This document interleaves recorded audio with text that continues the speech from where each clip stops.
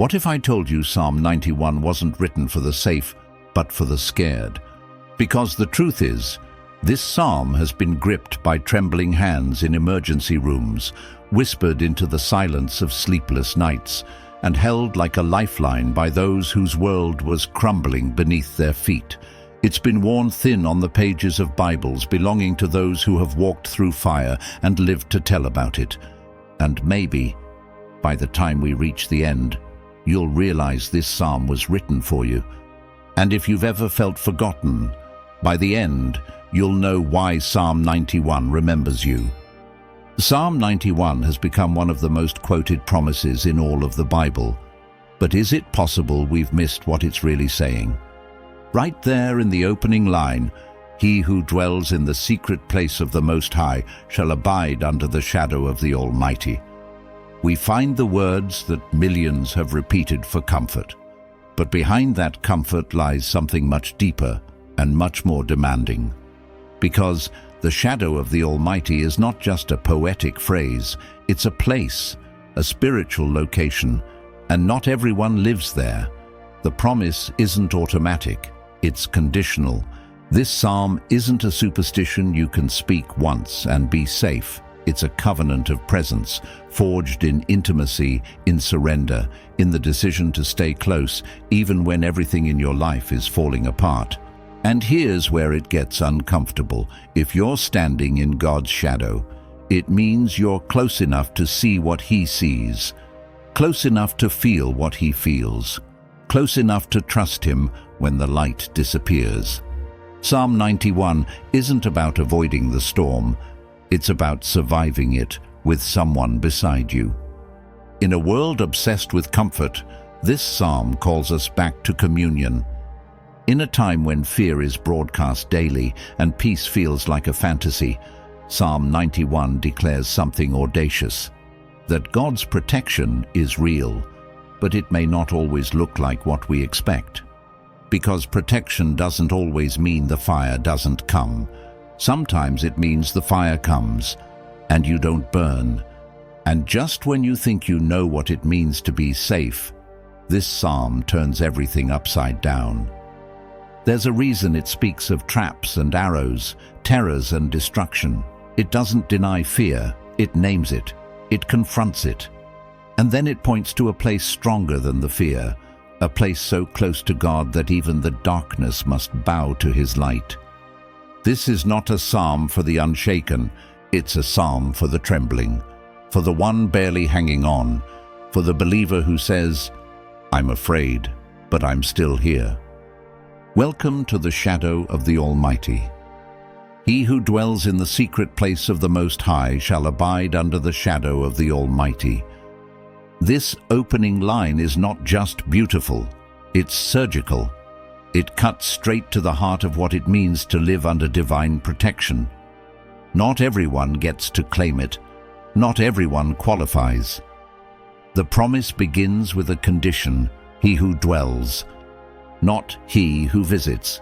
Not he who remembers God when it's convenient. The word is dwell, to live, to remain, to stay. Protection begins not with proximity, but with permanence. And here's the hard truth: many of us don't dwell. We dip in and out of the presence of God like it's a convenience store. We show up on Sundays, whisper a prayer when the fear spikes, and call it faith. But the psalmist is not talking about occasional religion. He's talking about consistent communion. To dwell is to build your life around His presence, to make your home in the hidden place of intimacy, where the world's noise is silenced and your soul begins to hear again. In Exodus chapter 33, verse 14, God tells Moses, "My presence will go with you, and I will give you rest." Not results, not resolutions, rest. The reward of dwelling is not escape, it's endurance. You see, the secret place isn't found on a map. It's not a monastery or a building. It's a posture of the heart. It's what Jesus meant when He said, "Abide in me, and I in you." It's the stillness in the middle of war, the peace that doesn't make sense, the unshakable center when everything else is falling apart. And if you've ever found yourself in a season where the world around you is loud, but your soul is still, you've been there. Here's the tension. We want protection without presence. We want the shelter, but we don't want to move in. But God is not a hotel. He's a home. So the question is this: are you visiting God, or are you dwelling with Him? Because everything else in Psalm 91 flows from this first choice. The promises don't come from reciting the words, they come from remaining in the place where those words were born. He who dwells lives in the secret place will find more than safety. He'll find someone waiting. Shall abide under the shadow of the Almighty. We often think of shadows as something to avoid, places where danger lurks, where clarity fades, where fear grows. But in Psalm 91, the shadow is the safest place you can be. Why? Because you can't be in someone's shadow unless you're close. The shadow of the Almighty isn't cast from afar. It falls on those who walk right beside Him. And that changes everything. Because fear thrives in distance. When we drift from God, the darkness gets louder. The unknown becomes unbearable. The lies become believable. But when we remain close, even in the shadows, we begin to see something different. The shadow doesn't mean God is hiding. It means He's near. It's the paradox of divine protection, that sometimes the places that feel most frightening are actually the places where we're closest to Him. When the lights go out, when control slips away, when certainty dies.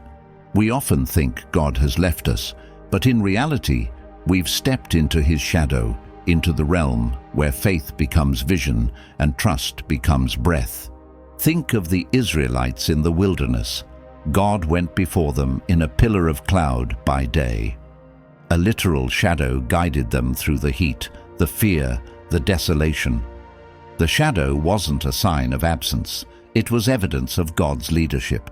And even Jesus, when He approached the cross, walked straight into the shadow. He didn't run from it, He chose it. Because He knew what we forget, that sometimes the deepest intimacy with God is found not in the sunlight of certainty, but in the shadow of surrender. You may be walking through a valley right now, a season where fear is louder than hope, where shadows stretch long across your days. But hear this: if you're standing in His shadow, it means you're standing right next to Him. And that's not just poetry, that's reality. God doesn't promise to remove every threat, but He promises to remain closer than the threat itself. So when fear feels closest, draw nearer, press into the shadow, abide there. Because the shadow of the Almighty isn't the absence of light, it's the nearness of God. And the ones who dwell there, they are not forgotten. They are not forsaken. They are held. I will say of the Lord, He is my refuge and my fortress, my God, in Him I will trust. The psalm shifts here. It's no longer just a description of where to dwell, it's a declaration of who God is. And it begins with a phrase we often overlook: I will say. Because what you say about God reveals what you believe about Him, and what you speak over your life, especially in fear, in crisis, in waiting, has the power to build either a fortress of truth or a prison of anxiety. In today's world, we declare a lot. We declare what the news tells us. We declare what our fears whisper in the night. We declare exhaustion, frustration, and worst-case scenarios without even realizing it. And slowly, brick by brick, we build a narrative that says, I am vulnerable, I am alone, I am not safe. But the psalmist does something different. He speaks not what he feels, but what he knows. He names God as his refuge, his hiding place, his protection, his shelter, and not just any refuge, a fortress, something built to withstand attack. It's not denial, it's direction. He's not pretending fear doesn't exist. He's choosing where to run when it comes. Proverbs chapter 18 verse 21 says, "Death and life are in the power of the tongue." That's not metaphor, that's scripture. What we say can either partner with fear or with faith. And when the psalmist says, "In him I will trust," he's not writing from a throne room.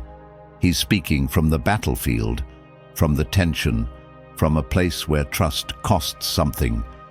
This is where many of us struggle. We want to feel secure before we speak it. But in the kingdom of God, it's often the other way around. We speak truth until our soul remembers it. So ask yourself, what have I been saying of the Lord lately? Have I been calling him my refuge? Or have I been calling my fear reality? Have I declared that he is enough? Or have I allowed the world to define where my safety comes from? The words you choose are not just noise. They are weapons. They are bricks.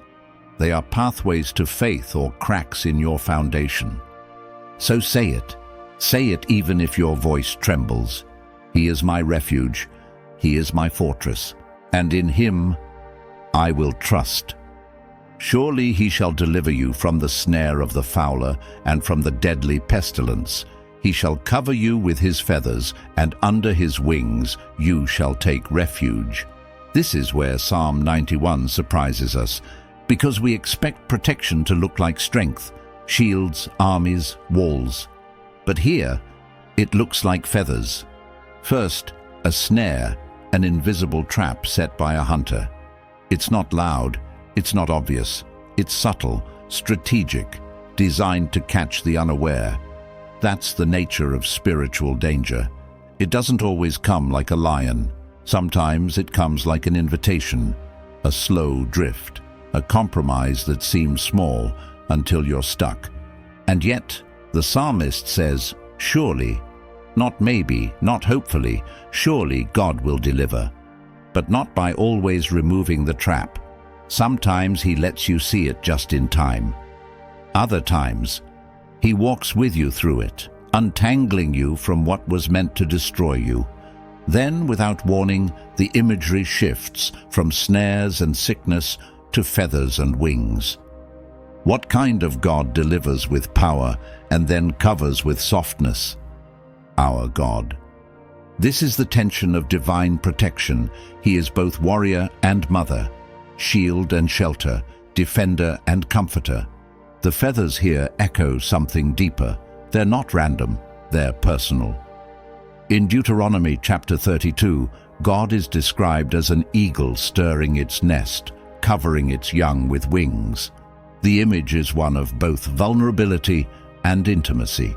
To hide under someone's wings is to surrender your defenses and say, I trust you more than I trust myself. And let's be honest, sometimes that's harder than fighting.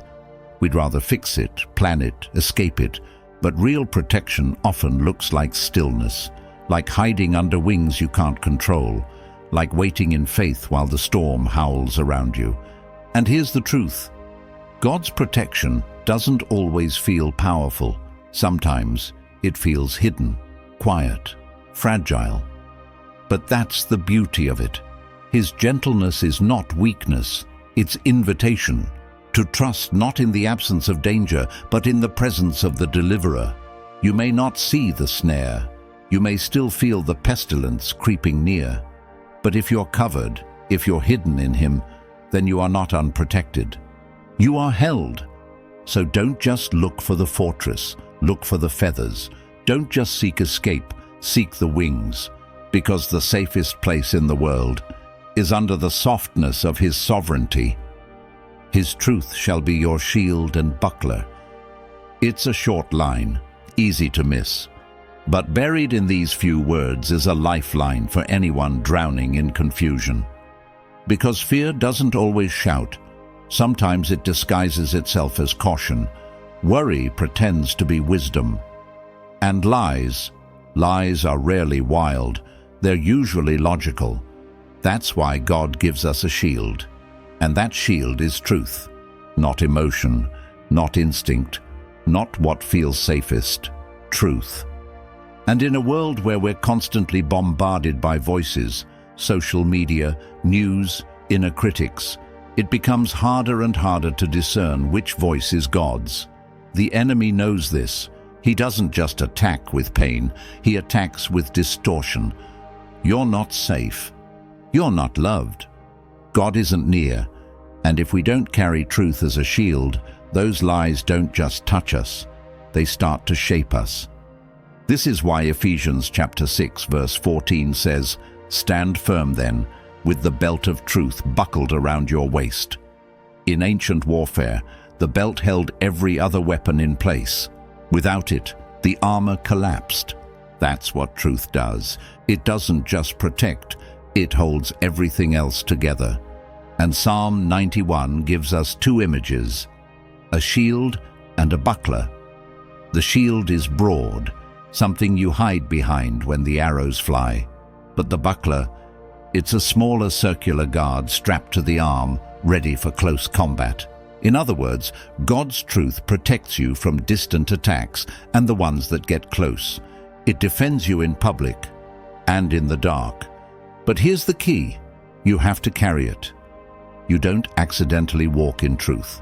You choose it. You memorize it. You pray it. You speak it when fear feels more real than faith. You may not feel strong. You may not feel brave. But you can pick up the shield today and whisper, "God has not given me a spirit of fear." You can declare, "I am not alone." You can remember, "The Lord is my light and my salvation. Whom shall I fear?" Because God's promises weren't meant to be embroidered, they were meant to be carried. So ask yourself, what truth are you holding right now? If the only voices in your life are the ones on your screen, no wonder you feel vulnerable. Put the screen down, pick up the word, let truth be your shield again. You shall not be afraid of the terror by night, nor of the arrow that flies by day, nor of the pestilence that walks in darkness, nor of the destruction that lays waste at noonday. Psalm 91 doesn't sugarcoat reality. It names our fears, plainly, boldly, unapologetically. Terror by night, arrows by day, pestilence in darkness, destruction at noon. This is not poetic flair. This is war language, real language, and it's God's way of saying, "I see what you're up against." Because fear isn't one size fits all. Some of it sneaks in quietly, like terror at night, the kind of fear that has no shape, no voice, but wakes you up anyway. It lives in the imagination, in the what-ifs. It wraps around your thoughts when no one else can see it. Then there's the arrow that flies by day, visible, targeted. A diagnosis, a betrayal, a headline, something sharp enough to wound you where others can watch. Pestilence in the darkness, destruction at noon, disease that creeps without warning, chaos that breaks in when you thought everything was fine. It's the silent things and the shattering things, and God names them all. Why? Because what is hidden has power over us, but what is named can be fought. God isn't pretending fear doesn't exist. He's shining light on it. And then he says, "You shall not be afraid." Not because you're strong, not because it won't hurt, but because fear no longer owns you. This is a crucial turning point in the psalm. It doesn't offer protection by pretending danger doesn't exist. It offers confidence in the face of danger because of who is with you. And that matters, because many Christians are afraid to admit their fear. We're told to have faith, so we stay silent. But silence is not strength. Faith is not the absence of fear. It's the refusal to let fear make the final decision. And Psalm 91 gives us permission to name the darkness while trusting the light. So, if you've been walking through a night filled with unspoken terror, or if you've been hit by arrows you didn't see coming, hear this. God already saw it. He's not shocked. He's not retreating. He's not outmatched. The psalm is not saying the night will disappear. It's saying you don't have to be ruled by it. Because the one who watches in the dark is also the one who speaks light into being. And fear, it doesn't get the last word. 1,000 may fall at your side and 10,000 at your right hand, but it shall not come near you. Only with your eyes shall you look and see the reward of the wicked. This verse doesn't whisper comfort, it roars defiance in the face of disaster. Because Psalm 91 doesn't promise an untouched life, it promises an unshaken soul. The imagery here is intense, thousands falling, collapse all around, the kind of loss that breaks the strongest men, the kind of devastation that makes you wonder if faith is enough. And right there, in the middle of it, it says, "You're still standing." This isn't a scene of avoidance, it's a scene of survival. And it forces us to confront something most of us never say out loud. What happens when faith doesn't stop the storm? What happens when others around you are being hit, when loved ones are suffering, when prayers seem unanswered, when destruction is real? That's when Psalm 91 becomes more than words. Because this verse doesn't promise you won't see the battle, it says you'll witness it and not be destroyed by it. But let's be clear, this isn't prosperity gospel. It's not a magic charm that keeps pain away. It's a line drawn by God Himself. You may see collapse, but I've marked your soul for preservation. This is spiritual warfare. This is eternal perspective. This is God saying, you may lose sleep, you may lose comfort, but you will not lose me. And when the smoke clears, when the noise fades, when 10,000 have fallen, the ones who have dwelled in the secret place, they are still standing.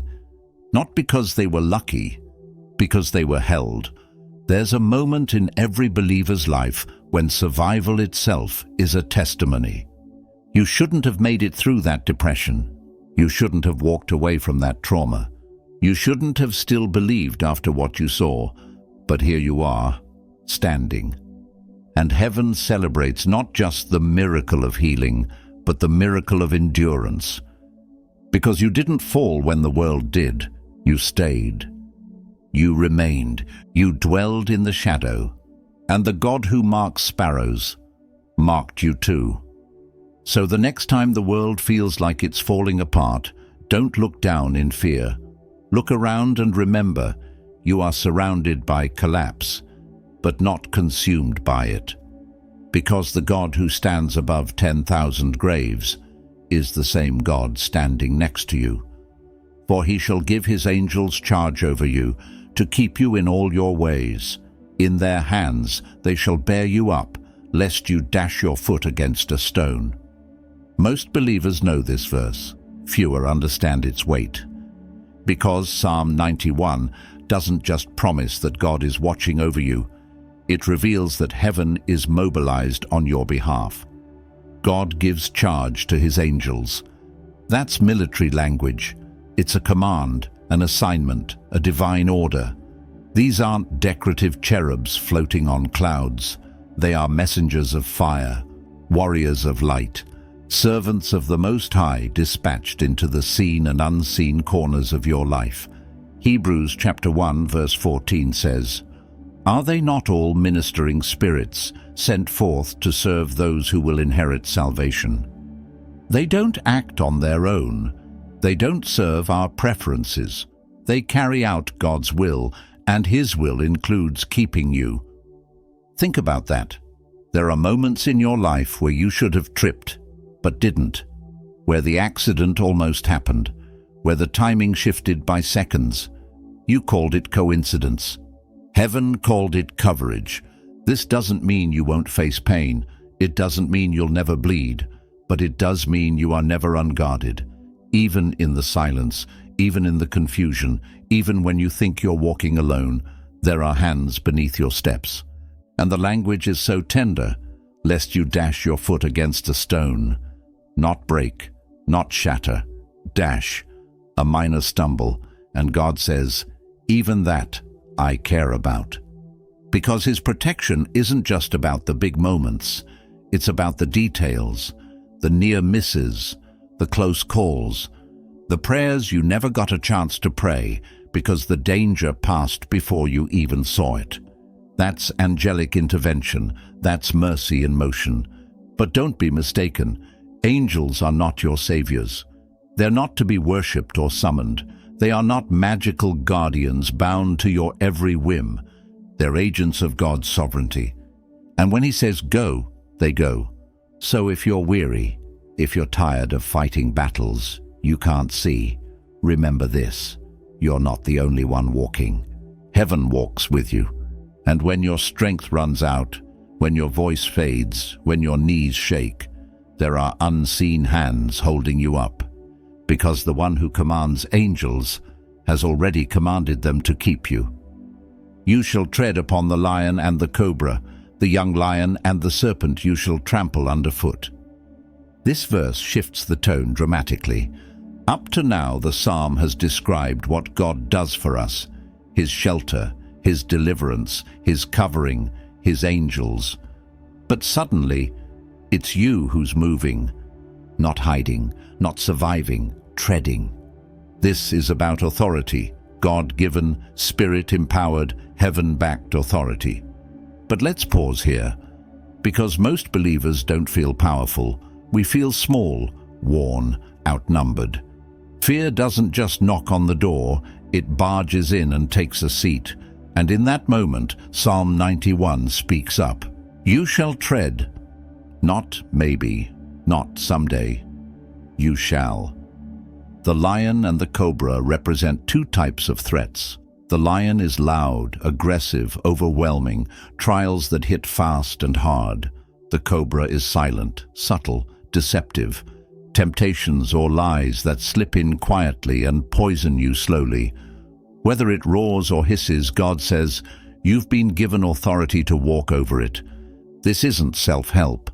It's not about inner strength or positive thinking. It's rooted in the words of Jesus Himself. Luke chapter 10, verse 19. Behold, I give you the authority to trample on serpents and scorpions and over all the power of the enemy. Jesus didn't say you wouldn't face darkness. He said you wouldn't have to bow to it. But that authority only comes from relationship, from dwelling, from trusting, from abiding, because spiritual authority doesn't come from volume, it comes from proximity. And here's the truth. Many believers live beneath the authority they've been given. We negotiate with fear instead of stepping on it. We tolerate lies that were meant to be crushed. We forget that our feet were made to walk in victory, not just survival. So let me ask you, what lies have you allowed to live in your life, simply because you forgot who you are? What serpent has slithered in and made itself at home? It's time to remember, you've been called to tread. You don't have to feel brave. You just have to walk in what's already yours. The ground beneath your feet is not neutral, it's promised. And every time you choose truth over deception, faith over fear, obedience over comfort, you trample something that once terrified you. Because in the shadow of the Almighty, you don't just survive, you overcome. Because He has set His love upon me, therefore I will deliver him. I will set him on high, because he has known my name. He shall call upon me, and I will answer him. I will be with him in trouble. I will deliver him and honor him. With long life I will satisfy him and show him my salvation. Up until now, Psalm 91 has been a voice speaking about God. But now, God speaks. It's no longer the psalmist declaring truths. It's the Lord Himself stepping into the story. The tone shifts, the voice becomes personal, the promises intensify, and the reason? One simple, powerful phrase: because He has set His love upon me. Not because He was perfect, not because she had no fear, not because they earned it, but because love anchored their heart to God. This is the foundation of divine protection, not performance, but affection. God doesn't say, because He obeyed every law. He says, because He loved me.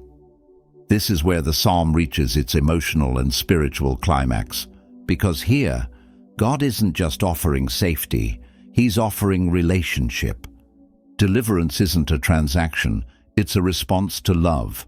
Honor isn't a reward, it's the result of intimacy.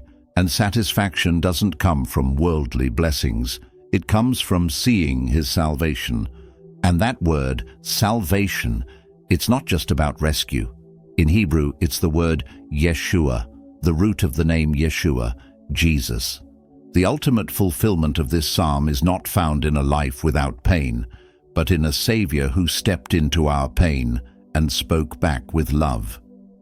I will answer him. What a promise. Not silence, not indifference. Answer. We don't just call into the dark and hope. We call and God responds. I will be with him in trouble.